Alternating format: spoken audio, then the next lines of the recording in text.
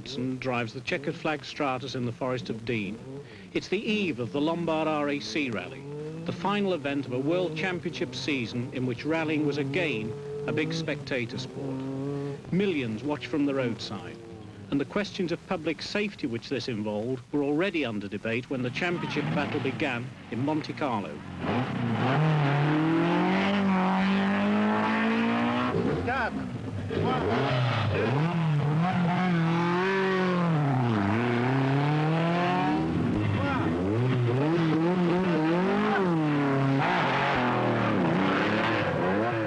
Three drivers would influence the rally scene in '76. One was Roger Clark. Then there's Sandro Minari, Italian champion, Italian car. Italian supporters in their thousands here at Col di Rodi. The third man of the trio most likely to succeed in '76 was the Swede, Bjorn Valdegaard, driving like Minari for Lancia. The big story on the Monte was tyres, and Valdegaard's Pirellis are inspected carefully. Crews had to choose one kind of tyre and stick to it whatever the weather, the idea being to ban special tyres too far removed from everyday motoring. In the mountains behind Monte, the road stayed sunny and dry. The lack of snow on the Saint Aban stage was a gift for Minari in the Stratus, wearing the wide P7 racing tyre Pirelli had produced for the occasion.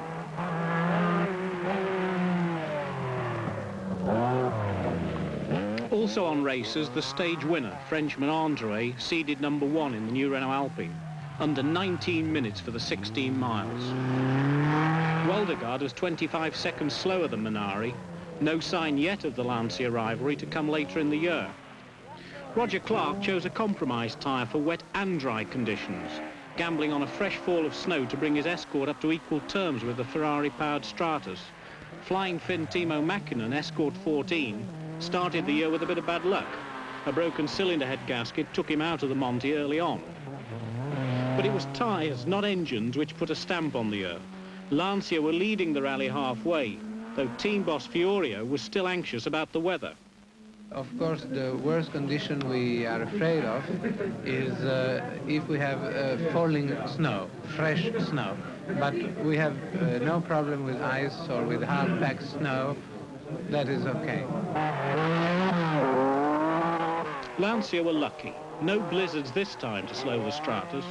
On the final night in the mountains, on the Col de Chirini, the road stayed dry, but the magic of the Monte was still there.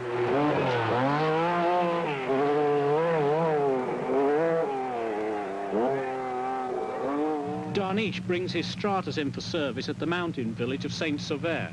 Lancia are still 1-2-3 on the road, but there's drama in the camp. On the special stages, Valdegaard has drawn level with Minari, so both the Swede and the Italian are now in a position to win this winter classic for a third time. Sportingly, Valdegaard hastens to reassure team manager Fiorio he will not overtake Minari, whatever happens. Absolutely not. Now you had a very good time. You had the two best times, two first time overall. But now you are under the minute. You are under 1 minute. Not until San Remo in October would Lancia let Valdegaard beat Minari. But gambling here in Monte Carlo in January, Lancia had the jackpot if they could gain an Italian winner in an Italian car for the third time in 5 years. With Nicola and Ragnotti retiring on the last night, the French Alpines had a disappointing rally right on their own doorstep. In the Opel Kadett, Walter Roll did well to finish fourth in a Monte dominated by Lancia. Roger Clark beat all three Lancias on the Moulinet-La Bolène stage, but fell to fifth as the roads dried out.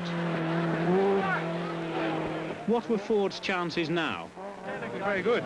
In fact, the second time round, the roads are drying slightly. I don't know whether because all the cars have been over, but it's not as frosty and it's a little bit quicker and a lot more enjoyable, I think. Marco Allen was Fiat's fastest man, but it was midsummer before he gave Fiat their first World Championship victory in Finland. One Frenchman in a hired Porsche had kept up with the leaders, and he finished seventh, Guy Fréquelin. All the night long, we had many problems. Yes, the gearbox, and so the lamp, and tires, many problems of tires.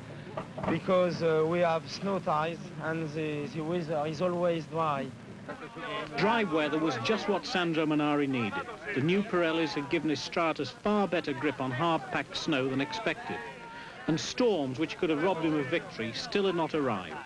So the 35-year-old farmer's son from Bologna was now winner of the Monte 3 times over.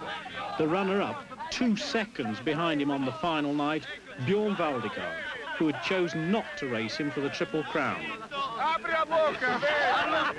Do you think you'll want to come back to the Monte?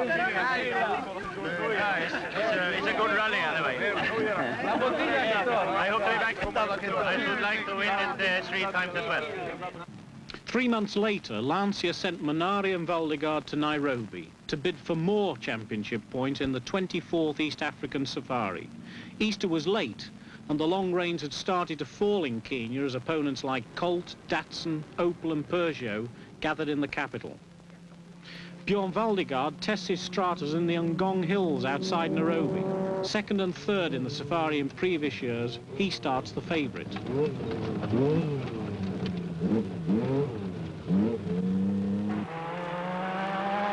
Lancia leave nothing to chance. A third Stratus for Kenya rally champion Vic Preston Jr. A special safari pattern for the Monte winning P7 tyre. And they have the triple Monte winner, Sandro Manari. The roads are not so good, and now they are particularly bad because the rain started 1 week ago, and the roads now are very bad. However wet, Valdegard thought the right tyres would solve everything. The racing tyres, what we have produced for rallies, with a bit higher profile and a bit more rubber on the tread. And the first testing we did 1 month ago, and it was very good. And I think for the future it will be fantastic.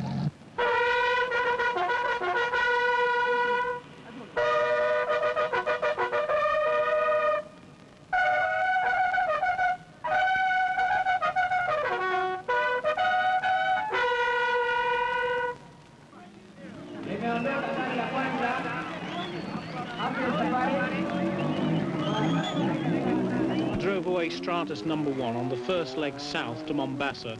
Valdegard had every reason to be confident. Tyre testing had shown an improvement of 2 seconds a kilometre over 75, and Lancia were leading the World Championship by a comfortable margin. But within 1 hour of the start, the big blonde Swede was out of the safari.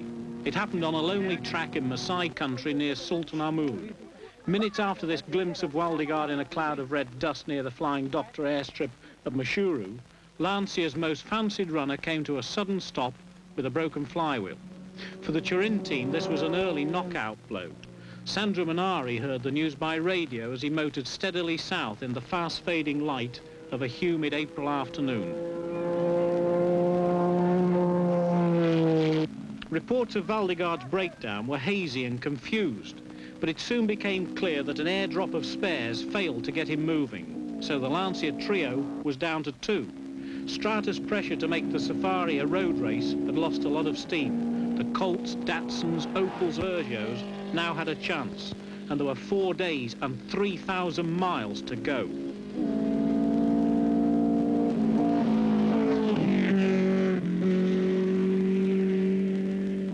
Rano Aaltonen flicks on his headlights as he tries to reach the asphalt of the Mombasa Road before it's dark.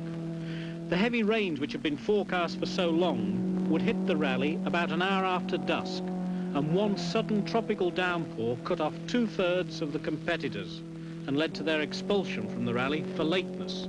Vic Preston Jr., here he is in Stratus 17, was lucky to get ahead of the rain before the route was flooded, so he and most of the works teams up front were unpenalised.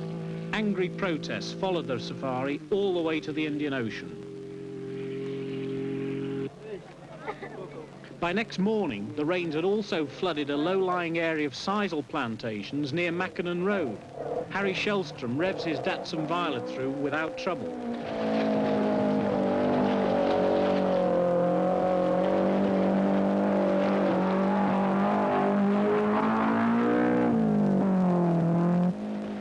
So does Jaginder Singh, the Flying Sikh, in a Colt Lancer. The wily old safari veteran picks his way carefully, though. He's won the rally twice already and knows the ropes. Hannu Mikkola drives his V6 Peugeot through, no problem. Would all the leaders reach the tighter hills without bogging down? No, Sandro Manari breaks his Stratus before the drift, a touch too late. Walter Roll, coming up fast behind in his Opel, slams on the anchors and decides to wait and see what happens to Sandro and the Stratus. They call for a tow, and Manari waves impatiently to be off. None of the crews knew it at the time, but these were the last floods they would encounter on the whole event.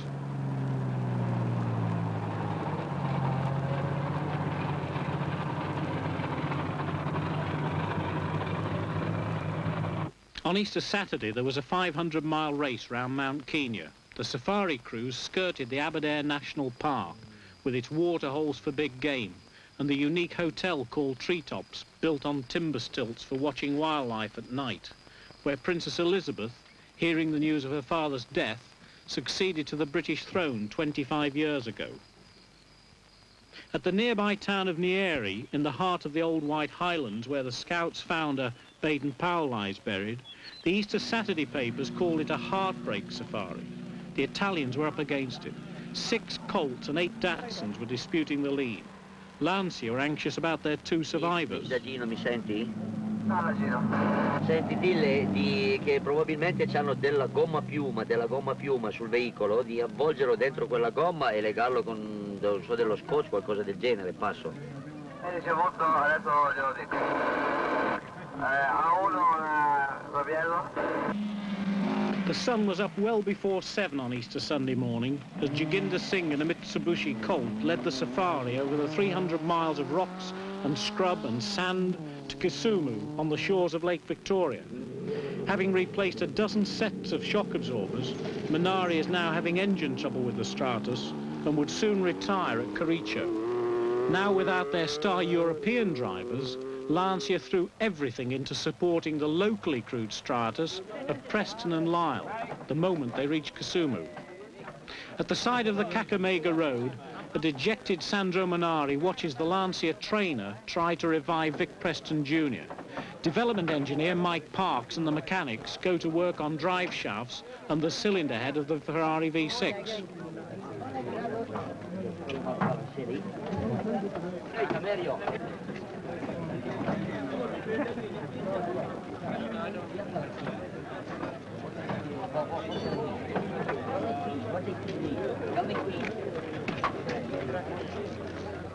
Why had Lancia's championship lead suffered such a sudden reverse?